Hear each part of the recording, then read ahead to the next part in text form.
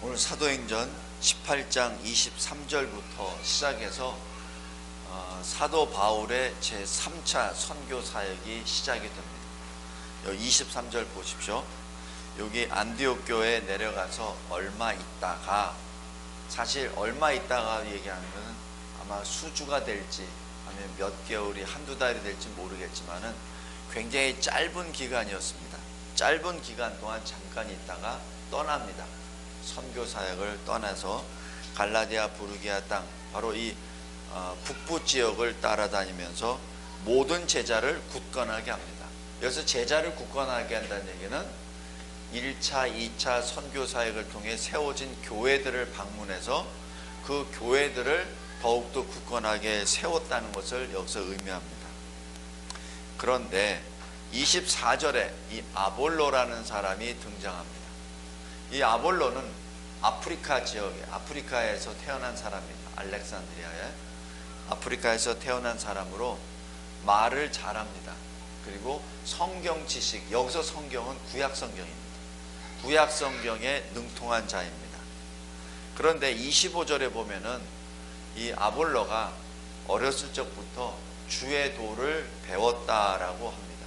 그래서 주의 도를 배우고 열심으로 예수에 관하여 알고 있다는 얘기는 바로 이 예수가 바로 그리스도 메시아라는 것을 아마 알기는 알았던 것 같아요. 그런데 세례 요한의 세례까지만, 세례 요한이 뭐라고 얘기했죠? 나는 감히 내 뒤에 오시는 분의 이 신끈을 맬 자격도 없다. 왜냐하면 이 세례 요한이 그 당시에 세례를 계속 주니까, 그리고 회개하라, 천국이 가까이 왔느니라는 말을 막 선포를 하니까 당신이 메시아입니까? 당신이 그리스도입니까? 라고 질문했을 때 세례 요한이 한 것, 아니라 나는 메시아도 아니요 그리스도도 아니요 내 뒤에 오시는 분이 바로 그분이다 라고 말씀하시죠. 바로 그래서 여기 아볼로는 거기까지, 구약부터 세례 요한까지, 그러니까 이 구약에 대해서는 정통했는데 신약, 예수님이 성취하신 십자가 구속 사역에 대해서는 몰랐다는 얘기죠. 그냥 구약에서 나와 있던 메시아에 대해서만 얘기한 거예요. 구약의 이사야서에 나와 있는 11장에 있는 이새의 줄기, 53장에 나와 있는 어린 양과 같이 그 고난을 받는 종, 근데 그게 누군지는 모르는데 바로 그분이 메시아다라는 그런 식으로 설명을 했는데 구체적으로 그분이 예수 그리스도라는 것을 몰랐다는 얘기입니다. 그래서 26절 보면은 아볼로가 유대인의 회당에서 담대히 설교하였습니다. 여기서 말했다는 얘기는 자기 말을 한 것이 아니라 구약 성경의 말을 설교를 했다는 얘기입니다. 그런데 이 브리스길라와 아굴라가 가만히 듣고 보니까 내용이 틀린 거는 아닌데 지금 신약이 없다는 얘기입니다. 구약은 있는데 신약이 없습니다. 그래서 이 브리스길라와 아굴라가 가만히 듣고 있다가 다 끝난 다음에 조용히 아볼로를 자기 집으로 데려갑니다. 왜냐하면 아굴라는 설교자잖아요. 근데 설교자를 또 공중 앞에서 당신 뭐 그것밖에 몰라? 막 이렇게 얘기하면은 이게 말이 안 되잖아요. 그래서 조용히 불러다가 집에서 불러다 놓고 사도 바울을 통해서 받은 복음을 전합니다. 이것이 우리가 복음을 전할 때, 복음을 함께 나눌 때 한 지혜입니다. 아, 저 사람이 틀렸어. 그런다고 해서 바로 그때 얘기할 때가 있습니다. 또 그렇게 말을 할 상대가 있어요. 그런데 그렇지 않은 상대와 때가 있다는 얘기입니다. 그래서 우리는 복음을 전할 때, 예수를 전할 때 똑같은 방법으로 전하는 것은 위험할 수 있습니다. 이 사람한테는 이렇게 전하는 게 효과가 있었어요. 근데 만약 저 사람한테 똑같이 전했을 때 오히려 부정적으로 나타날 때가 있습니다. 예를 들어서 제가 예수를 진정으로 내가 만나고 예수님만 믿어야 됩니다라는 그 막 타오르는 그것 때문에 천주교에 있었던 제 형제들에게 막 얘기했거든요. 근데 더 튕겨나가 버렸어요. 그래서 제가 지금도 계속 후회하고 있습니다. 내가 그걸 지혜롭게 그냥 내가 안다고 그냥 막 얘기하지 말고 좀 상태를 봐가면서 얘기했었으면 더 좋지 않았겠나 하는 생각이 듭니다. 여기 브리스길라와 아굴라, 예수를 아는 사람, 복음을 아는 사람인데 이 사람들은 굉장히 지혜로운 사람이요, 굉장히 겸손한 사람입니다. 그래서 유대인의 회당에서 설교했었던 젊은 설교자 아볼로를 데리고 옵니다. 왜냐하면 이 사람은 아프리카에서 태어난 사람이라 아직 이 예수에 대해서 몰라요. 그러니까 불러와서 바로 당신이 설교했던 바로 그 사람, 당신이 구약에서 풀었던 바로 그 언약의 사람, 그 사람이 예수입니다 라고 풀어줍니다.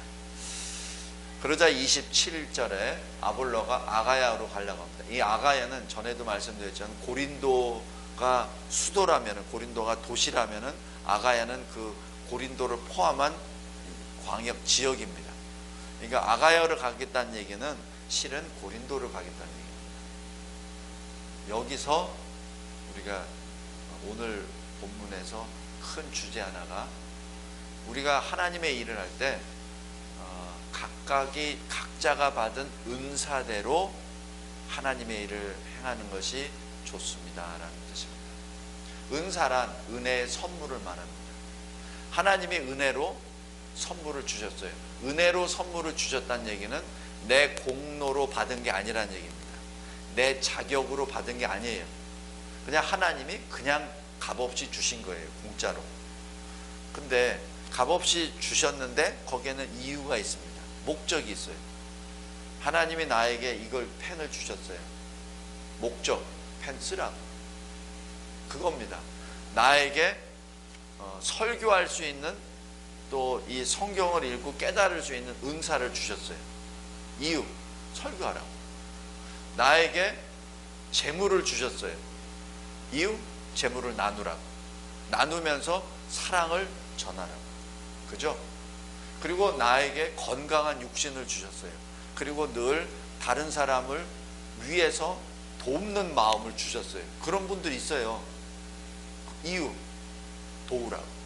도움을 통해서, 도와줌을 통해서 복음을 전하는, 바로 그겁니다. 각각의 은사가 다 있습니다. 여기 아볼로는 전하는 설교의 은사가 있어요. 대신에 교회 개척의 은사는 없습니다. 그죠? 교회 개척의 은사가 있는 사람은 바울입니다. 바울은 가는 곳마다 교회를 턱턱 세웁니다. 그게 거기서 머물러서 뭐 일주일이 됐던 아니면 하루가 됐던 그 교회가 턱턱 세워집니다. 교회 개척의 달란트입니다. 그래서 여기 아볼로와 이 바울이 지금 여기 등장하는 것이 바로 거기 있습니다. 그래서 27절 보면 아볼로는 아가야로 건너가고자 합니다. 여 형제들이라고 얘기하는 것은 바로 이 에베소 교회의 형제들입니다. 교인들입니다. 에베소 교인들이 딱 보니까 아볼로에 이런 달란트가 있거든요. 그런데 교회 개척의 달란트는 아니에요. 그래서 어떻게 하죠? 고린도 교회에다가 편지를 써줍니다. 추천서를 써줍니다. 이 아볼로는 지금 예수 복음을 받고 귀한 설교 사역을 하는 설교자입니다. 그래서 받아서 영접하십시오. 그겁니다. 그 결과 어떻게 되죠? 27절, 그가 감에 은혜로 말미암아 믿은 자들에게 많은 유익을 주니. 여기서 잘 보십시오. 믿은 자들에게 유익을 줍니다. 믿지 않는 자를 회심시키는 건 아니죠. 이게 달란트입니다. 그러면 아볼로가 바울보다 못하나요? 아닙니다. 그건 다른 달란트입니다. 전도를 잘하는 사람이 있는가 반면에 전도된 사람을 잘 가르치는 사람이 있어요. 자기는 교회 개척 하나도 못해. 근데 설교는 잘하는 사람이 있어요. 성도들 신방에서 막 같이 기도해 주는 건 전혀 젬병이야. 그런데 설교는 잘해. 그런 사람들이 있어요. 설교하라 그러면 설교는 못하는데 신방 사역은 잘하는 사람들이 있어. 그죠? 그게 하나님의 은사입니다. 무엇이 더 중요하냐? 그건 모릅니다. 하나님이 그 사람에게 주신 특별한 달란트입니다. 근데 설교도 잘하고 신방도 잘하고 뭣도 잘하고 교육에도 잘하고 다 좋죠. 그 사람이 바로 바울입니다. 근데 바울은 특별한 사람이에요. 우리가 이게 생각할 때 나도 바울처럼 바울 같은 사람이 되고 싶어. 저 처음에 그렇게 생각했어요. 근데 지금은 안 그럽니다. 저 그러지 말고 그냥 단순한 것만 주세요. 저 하나 할 줄 아는 것 그것만 해주세요. 바울처럼 하면은 참 고단할 것 같아요.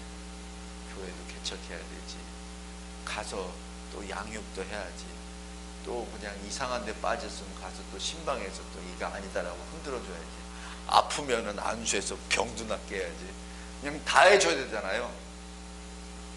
그게 사실 좋은 것 같은데, 이런 얘기가 안 되는데 좋은 것 같은데 그게 힘든 일이에요. 그래서 여기 제가 아볼로 편에서 지금 설명을 해서 그렇습니다. 사람이 어떤 주의 일을 감당할 때 이것도 하고 저것도 많이 하니까 그 사람은 위대한 사람, 이건 뭐 별 없는 사람, 그렇게 보지 말란 얘기입니다. 받은 은사대로. 또 그릇이 크면 은사도 많아요. 그 사람에 대해서 질투하지 마십시오. 그냥 그릇이 크면은 인정하십시오. 그 그릇이 크구나. 하나님이 큰 그릇을 사용하셨구나.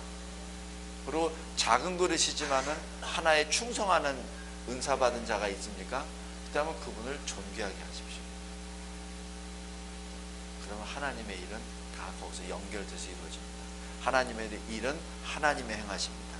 어떻게 하냐고요? 잘 보십시오. 27절. 영접하라 했더니 그가 가매. 누가? 아볼로가 고린도 교회로 갈 때 뭐로? 은혜로 말미암아. 아볼로가 설교를 잘해서 많은 유익을 주었습니까? 아닙니다. 은혜입니다. 지금 여기서 아예 결론을 냈습니다. 은혜로. 지금 사도 바울도 마찬가지입니다. 내가 나 된 것은 하나님의 은혜로라 라고 고백하잖아요. 우리가 자칫 잘못된 생각을 해서 뭘 많은 일을 하고 교회를 많이 개척하고 하는 사람은 위대하고 큰 사람, 그리고 이게 교회가 작고 별 볼 일 없으면 좀 쪼잔쪼잔한 사람, 교회에서도 뭘 헌금을 많이 해서 이런 일을 막 한 사람은 위대한 장로, 위대한 어떤 사람, 성도로 잘 못 내고 그냥 그 주일 성수만 이렇게 하는데 이렇게 안 보이는 음지에서 막 일하시는 분들 같은 경우는 전 별 볼 일 없는 사람 아니란 얘기입니다. 아니에요. 절대 그거 아닙니다. 하나님은 제사를 원하는 것이 아니라 사랑하는 마음을 원하십니다. 하나님 사랑하는 마음을 원하십니다. 아볼로 귀한 달란트 받은 사람입니다. 그러나 그가 행한 것은 은혜로 말미암아입니다. 그리고 믿은 자들에게 많은 유익을 주었다고 얘기한 것은 교회에 덕을 세웠다는 얘기를 의미합니다. 믿은 자들이 누구죠? 교인들 아닙니까? 그러니까 교회 교인들에게 덕을 세웠다. 교회에 덕을 세웠다는 것을 의미합니다. 28절에 단지 믿은 자들에게 설교만 한 것이 아니라 이 아볼로는 특별하게 공중 앞에서 유대인들의 그 반론, 유대인들의 불신에 대하여 논리적으로 신학적으로 눌러버렸습니다. 신학자입니다. 성도 여러분, 아볼로 꼭 기억해 두시기 바랍니다. 그리고 우리들도 마찬가지, 우리 각자가 받은 은사대로 충성하면 됩니다. 그러면 하나님이 기뻐하십니다. 그리고 아볼로처럼 우리들의 이름도 생명책에 기록하시고 우리가 이 세상에서 했었던 일들을 주님이 또한 기록하십니다. 다음에 19장 1절부터 20절까지 바울입니다. 이 아볼로가 고린도 교회에서 이렇게 설교 사역을 위주로 이렇게 쭉 하고 있을 때 바울은 에베소에서 제자들을 만납니다. 아마 이 아볼로 사역도 들었을 거예요. 여기서 바울의 자세를 잘 보십시오. 바울은 아볼로를 책망하거나 비웃지 않습니다. 저 내가 개척한 교회에서 설교만 하네? 이런 얘기 안 합니다. 저 내가 해놓은 거야. 저 별 볼 일 없어. 그런 거 아닙니다. 우리 고린도전서 1장에 보면은 고린도 교회가 심하게 이상한 상으로 막 됐을 때 아볼로파, 게바파, 바울파, 그리스도파 교회가 막 쪼개지긴 되죠. 그때 바울이 했었던 거 잘 기억하시기 바랍니다. 예수 그리스도께서 이 우리의 모든 구원의 길을 열어주셨는데 바울이 했느냐? 베드로가 했느냐? 아볼로가 했느냐? 나는 씨를 뿌렸고 아볼로는 물을 주었고 그렇게 표현합니다. 이 바울은 이 아볼로를 굉장히 고맙게 생각합니다. 왜냐하면 자기가 씨 뿌린 곳에 물을 주었거든요. 그래서 그 교회가 잘 성장할 수 있도록 해줬거든요. 그래서 지금 이 바울이 에베소에서 교회를 또 세우는 교회 설립 사역을 할 수 있었던 것은 바로 고린도 교회를 아볼로가 맡아줬기 때문에, 그러니까 마음 놓고 에베소에서 교회 개척 사역을 할 수 있었던 거예요. 그래서 2절에 보면은 제자들을 만났을 때, 아마 여기 제자들이라고 보면은 자기들도 그리스도인이라고 그런 것 같아요. 바로 그런 사람들에게 이렇게 말합니다. 너희가 믿을 때 성령을 받았느냐? 라고 얘기하니까 이 사람들이 뭐라 하냐면, 나 성령 들어보지도 못했는데, 계신다고 한 것 들어보지도 못했는데 라고 얘기합니다. 그런데 우리는 세례 요한의 세례를 받았습니다. 아마 세례 요한의 제자들 같아요. 그래서 이 요단강에서 세례 요한의 세례를 받은 그 많은 무리들 중에 아마 이 12명이 에베소 지역에 간 것 같습니다. 그러자 4절에 바울이 요한은 회개의 세례를 베풀었고, 바로 세례 요한이 얘기했었던 요한 사도, 요한 세례 요한 뒤에 오실 분, 바로 그분이 예수라라는 것을 거기서 증언합니다. 아마 여기 바울 성품상 이것만 증언하지 않았을 거예요. 예수가 누구이시고, 예수가 어떻게 그리스도가 됐고, 예수가 무슨 일을 행하셨고, 예수가 바울에게 어떻게 역사했고, 여태까지 1차, 2차 선교 사역 현장에 주 그리스도의 영이 어떻게 행하셨다는 걸 다 아마 얘기했을 겁니다. 그러자 5절에 그들이 그 말씀을 듣고 예수의 이름으로 세례를 받았습니다. 아마 이 세례 요한의 세례는 성부, 성자, 성령의 세례가 아니었을 거예요. 그러나 예수의 이름으로 세례를 줬다는 얘기는 마태복음 28장에 나와 있는 성부, 성자, 성령의 이름으로 세례를 베풀라라는 그 말씀에 의해서 세례를 주었고 받았을 겁니다. 그러자 6절에 바울이 안수함에 성령이 그들에게 임하심으로 방언도 하고 예언도 합니다. 모두 12사람쯤 되었습니다. 여기서 사람들이, 특히 이 시대의 사람들이 자꾸자꾸 눈에 보이는 어떤 현상에 마음을 빼앗겨 버립니다. 그래서 방언도 어떻게 한대? 예언은 어떻게 한대? 그럼 당신 방언 받았어요? 당신 예언의 능력 받았어요? 막 이렇게 합니다. 그러면서 안 받았으면 당신 진짜 구원받은 거 맞아? 막 이렇게 얘기해 버립니다. 그런데 이 고린도전서 14장 한번 보십시오. 고린도전서 14장.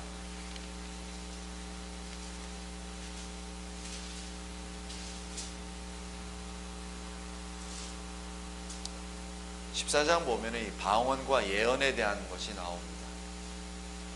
여기 14장 1절 보십시오. 사랑을 추구하며 신령한 것들을 사모하되 특별히 예언을 하려고 하라. 여기서 예언은 말씀의 능력입니다. 성경, 기록된 성경 말씀을 보고 그 말씀을 깨닫는 능력입니다. 이 고린도전서가 기록될 때만 하더라도 신약은 기록되어 있지 않고 서신서로만 있었죠. 그래서 우리가 가지고 있는 신약 성경은 없습니다.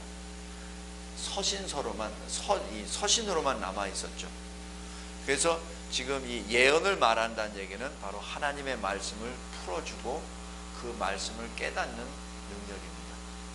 2절 보십시오. 방언을 말하는 자, 사람에게 아니하고 하나님께 합니다. 이는 알아듣는 자가 없고 영으로 비밀을 말합니다. 그래서 이 방언은 사람에게 하는 것이 아니라 하나님께 행합니다. 그래서 4절 보십시오. 방언을 말하는 자는 자기의 덕을 세웁니다. 하나님과 방언을 통해서 말을 하고 자기가 자기 개인의, 하나님으로부터 자기 개인의 덕을 받죠. 반면에 예언은 뭐죠? 하나님의 말씀을, 비밀을 깨달아 아는 그 능력은 여기 3절 보십시오. 예언하는 자는 자기가 아니라 사람에게 말을 합니다. 이게 달라요. 방언은 하나님께, 예언, 하나님의 말씀을 푸는 것은 사람에게 풀죠. 그래서 이 예언하는 자는 여기 4절 보십시오. 자기의 덕이 아니라 교회의 덕을 세웁니다. 마치 아까 아볼로가 예수의 도를, 구원의 길을 깨닫고 안 다음에 고린도 교회 가서 믿은 많은 사람들에게 유익을 주더라라는 것이, 믿은 사람이 누구죠? 교인들에게, 바로 교회입니다. 교회에 많은 덕, 유익을, 바로 덕을 세운 얘기죠. 바로 그래서 예언이라고 하는 것은 글자상으로 보면은 예언, 미리 일어날 일입니다. 근데 미리 일어날 일이 뭐죠? 예수 재림입니다. 예수 재림과 함께 올 새하늘과 새 땅, 새 예루살렘, 그게 바로 예언입니다. 예언의 핵심이죠. 다시 얘기해서 이 예언이라고 하는 것은 하나님의 말씀을 알고 이해하고 깨달아 설명해 주는 능력을 말합니다.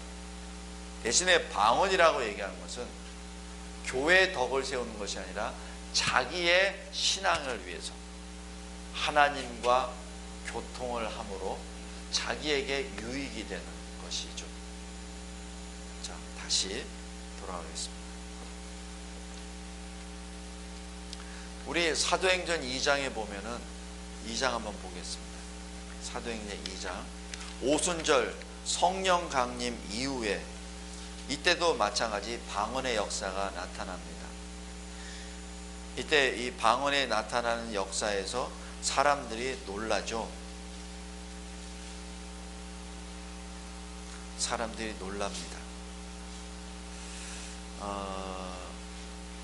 왜냐하면은 세계 각지에서 온 사람들이 자기 말로 막 알아듣거든요.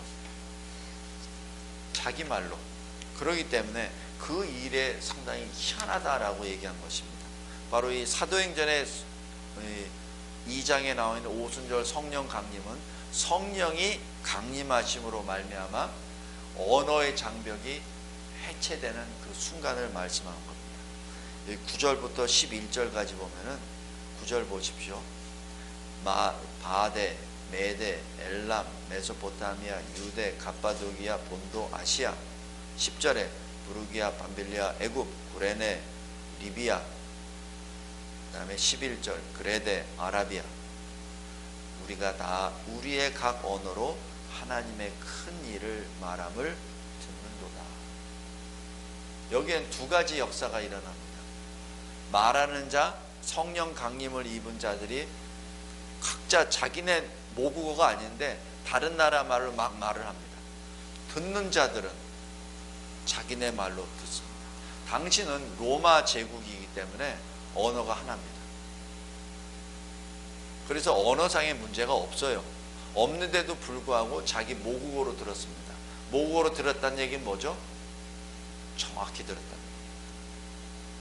당시 이 로마의 하나의 이 라틴어, 이 그릭,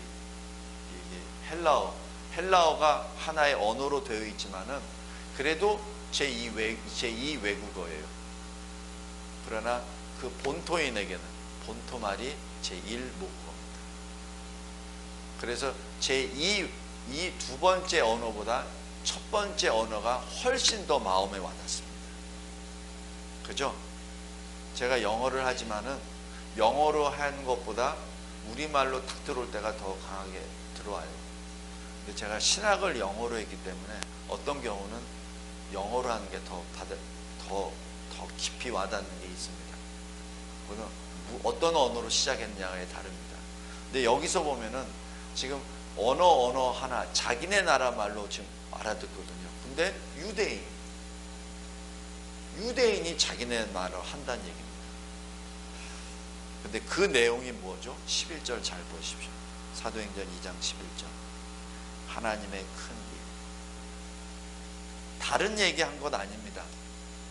방언에서 나타나는 것은 하나님의 큰 일을 행했죠. 바로 이 사도행전 2장 오순절 성령 강림에 의해서 이 말씀의 이 방언의 역사가 그 역사와 비슷한 것이 유사한 것이 사도행전 19장 6절에서 방언도 하고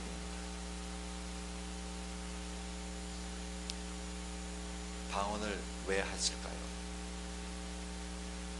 자기의 덕을 세우기 위해서 하나님이 방언의 은사도 주셨고 지금 이곳에 이 에베소의 지역에 모여든 많은 이방 사람들에게 복음을 증거하기 위하여 이러한 방언의 능력도 주시지 않았나 생각이 듭니다. 오순절 2장의 이 방언의 역사와 19장 여기 6절에 있는 방언의 역사가 똑같은 역사인지 아닌지는 우리는 알 수 없어요. 그러나 지금 이 시대 우리가 늘 방언의 은사, 방언의 능력 거기에 대한 것과는 약간 차이가 있는 것으로 봅니다. 왜냐하면 이 방언은 바울이 듣고 인정했기 때문에 그렇습니다. 바울이 뭐라고 했죠? 우리 14장 고린도전서 14장 보십시오.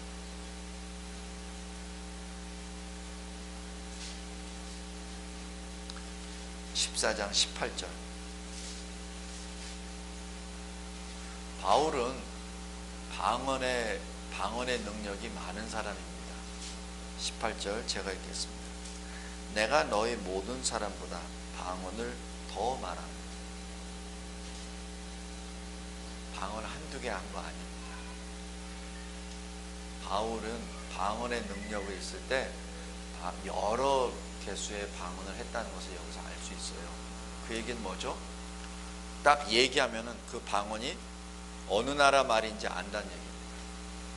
그죠? 그러니까 내가 더 많은 방언을 말함으로 내가 감사하노라는 얘기죠. 이 시대에 방언을 한다고 하는 분들의 이렇게 얘기를 들어보면 그게 어느 나라 말인지 잘 몰라요.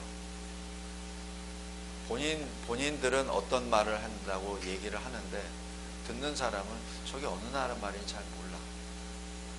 그래서 이 사도행전에 기록되어 있는 방언의 역사와 지금 이 시대에 있는 그러한 것과 사뭇 다릅니다. 그래서 개혁 신학에서는 이러한 것을 인정하지 않는 이유가 거기에 있습니다. 제가 웨스트민스터에 있을 때 방언에 대한 것을 계속 논할 때 방언의 은사, 특히 한국 학생들이 그런 얘기를 합니다. 그러면 질문 아니었고요. 그 방언 어느 나라 말입니까? 당신은 그 방언을 듣고 무슨 나라 말인지 알고 그 나라의 그 방언을 통해서 무슨 말인지 알 수 있었습니까? 물어봐요. 근데 제가 그 질문을 그 토론의 현장에 있을 때 한국에 학생들이 많이 있었는데 어느 누구도 나는 어느 나라 방언을 나는 들었습니다, 말했습니다 라고 얘기한 사람 아무도 없었습니다. 그래서 개혁신학에서는 인정하지 않는 것입니다. 그래서 인정 안 합니다.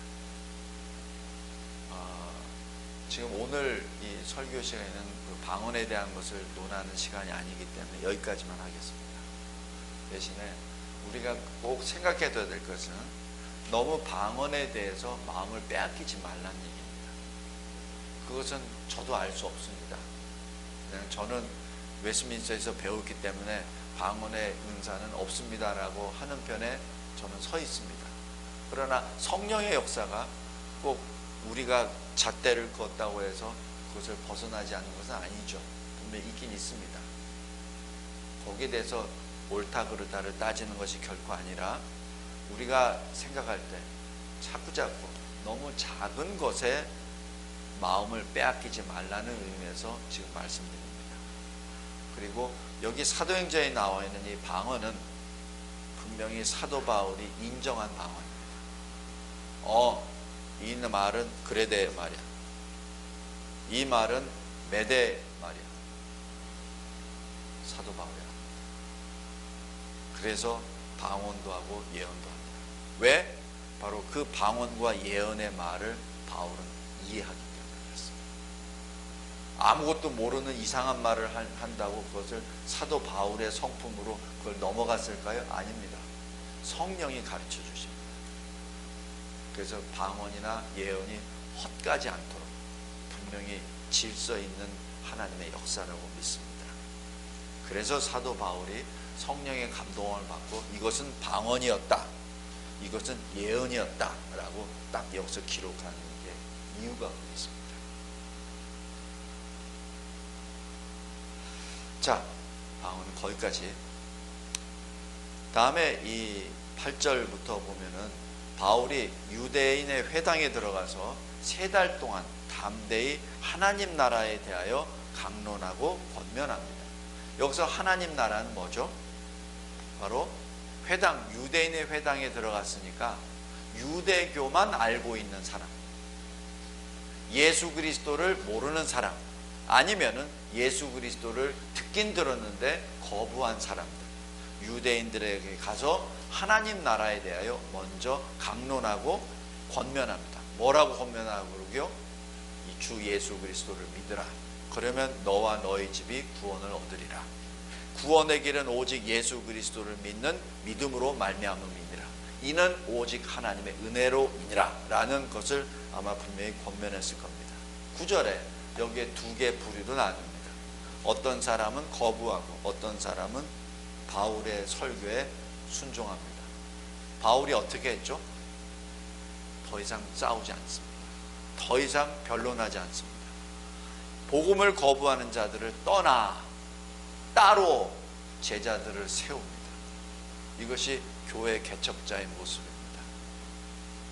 교회 개척하는 분들의 모습은 그냥 거기서 어디서 막 변론하지 않습니다. 선포하고 거부하는 사람은 그냥 놔둡니다. 왜냐하면 더 이상 말싸움밖에 안 되기 때문에 거부한 사람은 놔두고 따르는 자들을 해서 교회를 세웁니다. 지금 여기 바로 바울의 길이죠. 9절 마지막 분에 보면은 제자들을 따로 세워 서원에서 날마다 강론하니라.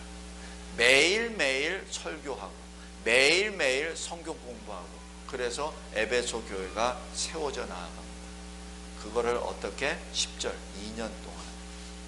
그래서 이 아시아에 사는 지역이 유대인이나 헬라인이나 다 주의 말씀을 듣게 되었습니다. 바로 여기 아시아에 사는 자라고 표현한 것인데 이유는 바로 이 에베소가 소아시아 지역의 가장 큰 도시라는 것을 의미합니다. 그리고 하나님의 이 말씀 사역에 하나님께서 이 에베소 지역에는 특별히 이적을 보여주십니다. 왜? 에베소 지역에 많은 우상들이 많이 있었고 이 에베소 지역에 우상을 섬기는 자들이 굉장히 많았기 때문에 하나님이 특별하게 이적을 행하도록 하십니다. 이것이 하나님의 은혜입니다. 왜냐하면 말씀으로만 안 되니까 이적을 주신 것이죠. 그래서 이 11절, 12절에 보면은 바로 바울의 손에 의해서 놀라운 능력의 역사가 일어나고 그래서 그냥 바울의 몸에 있었던 손수건이나 앞치마만 갖다 줘도 병이 나가고 귀신도 나가는 역사가 이루어집니다. 엄청난 역사입니다. 그래서 이 에베소 지역이 완전히 뒤바뀌어 버립니다. 어느 정도 뒤바뀌었냐고요? 바로 19절입니다. 그 당시 이 마술을 행하던 많은 사람들이 자기가 즐겨보고 그렇게 신봉했었던 책들을 다 갖다 놓고 다 불사릅니다. 성도 여러분, 이것이 믿음이 들어간 후 믿음을 받은 자들의 변화입니다. 그냥 입술로만 나는 예수를 구주로 고백합니다라는 것이 아니라 그들의 삶이 변화됐다는 것을 의미합니다. 우리 꼭 명심하십시오. 예수를 믿는 자에게는 변화가 있습니다. 근데 만약에 변화가 없잖아요? 그거는 믿음을 다시 한번 체크해 봐야 됩니다. 내가 예수를 믿었는데 예수 믿기 전이나 믿은 다음이나 삶이 똑같아. 그렇다면 그것은 문제가 있습니다. 거짓 믿음인지 믿음이든지 아니면 지금 자기가 거짓말하고 있는지 아니면 자기가 자기 스스로에게 속았는지 자기 기만을 하는지 꼭 명심해 둬야 됩니다. 그래서 에베소의 당시에 마술책을 즐겨봤었던 많은 사람들이 다 태웁니다. 그것이 19절 후반부에 보면 은 5만이라고 합니다. 이게 현재 우리 시가로 하면 약 50억 됩니다. 에베소 교회에 에베소 지역에 일어났었던 성령의 불, 복음의 불로 인하여 사람들이 완전히 변화된 것을 여기서 느낄 수 있습니다. 엄청난 역사가 일어나니까 그 일 가운데 자기도 한번 거기에 편승해서 자기 이름을 내보려고 여기 유대 제사장 스게와의 7 아들이 한번 시도해보죠. 이 사람 저 사람 하니까 바울이 가지고 있던 그 수건으로 하니까 막 병도 낫고 귀신도 낫고 하니까 자기는 어떻게 했냐면 바울의 이름으로 내가 명하노라 뭐 이렇게 얘기하면서 바울이 했었던 것 그리고 그 역사가 일어났던 걸 흉내내서 자기도 해보려고 하죠. 왜? 나도 대단한 사람이라는 걸 보여주기 위해서. 그리고 또 하나 바울이 전하는 예수는 별거 아니라는 것을 증거하기 위해서 아주 악한 행위입니다. 누구예요? 유대 제사장. 바로 예수 복음이 별거 아니라는 것을 자기가 증거하기 위해서 나 안 믿는데도 말로 하니까 다 되네 라고 하는 것. 내가 대단한 사람이야 라는 것을 나타내기 위해서 2가지 목적입니다. 자기를 나타내기 위해서 예수를 깎아내리기 위해서 이런 일을 하죠. 주님은 다 아십니다. 성도 여러분, 하나님은 우리가 약간씩 하나님을 이렇게 표현하면 뭐하는데 하나님을 속이려고 할 때가 있어요. 하나님 이 정도는 모르실 거야 이러면서. 근데 하나님은 업신여김을 당하시는 분이 아닙니다. 갈라디아에서 하나님은 다 아십니다. 어떤 때는 우리가 잘못하는 것도 그냥 묵인할 때가 있습니다. 이유, 우리의 믿음을 위해서 내버려 두십니다. 그리고 넘어졌을 때 다시 주님께 돌아오는, 그래서 분명하게 주를 알게 하도록 그냥 내버려 두실 때가 있습니다. 근데 사람들이 그것을 모르죠. 사람들이 모릅니다. 한 예를 들어볼까요? 요나 보십시오. 요나가 저기 니느웨로 가서 설교하라고 그랬죠? 회개 설교하라고. 근데 안 하잖아요. 근데 아주 묘한 게, 성도 여러분, 욥바로 내려가니 배가 준비가 되어 있습니다. 만약에 하나님이 막으시려면은 배도 없애버리면 차라리 못 가잖아요. 그래서 어차피 니느웨로 갈 수밖에 없는 거를 하실 수도 있는 거예요. 그런데 굳이 하나님은 내버려 두십니다. 저 다시스로 갈 수 있는 길을 열어놓으셔요. 그럼 어떻게 생각하죠? 역시 내 생각이 맞아. 역시 내 생각이 하나님 생각보다 더 나아. 그러니까 내가 이 니느웨로 안 가고 다시스로 가려고 배를 타려고 하니까 배가 턱 있잖아. 하나님이 섭리하신 거야. 그렇게 생각할 수 있어요. 네? 그거 아니잖아요. 타게 하시고 고난받게 하시고 3일 동안 물고기 뱃속에 있다가 회개하고 돌아오게 하시잖아요. 바로 그겁니다. 여기 귀신 들렸던 바로 이 사람에게 바울 흉내를 내고 그러다가 오히려 공중 앞에서 수치를 당합니다. 자, 말씀을 맺겠습니다. 하나님께서는 하나님의 일을 감당하게 하실 때 은사를 주십니다. 은혜의 선물을 주십니다. 은혜의 선물에는 사실 높고 낮음이 없습니다. 은혜의 선물은 각자 자기 그릇에 맞게 하나님이 주신 겁니다. 그 은혜의 선물에 따라 자기가 충성을 다해야 하는 것이 우리 성도의 본분입니다. 그 다음에 두 번째, 하나님의 말씀이 들어와서 변화가 됐습니까? 그렇다면 삶이 바뀝니다. 삶이 바뀌지 않았습니까? 그렇다면 회개하십시오. 그리고 그 말씀을 통하여 변화가 되게끔 계속 기도하고 변화된 삶을 살기 바랍니다. 그리고 주님은 마지막 여러 가지 모양에 따라 주님은 일을 하십니다. 이런 모습 저런 모습으로 주님이 일하십니다.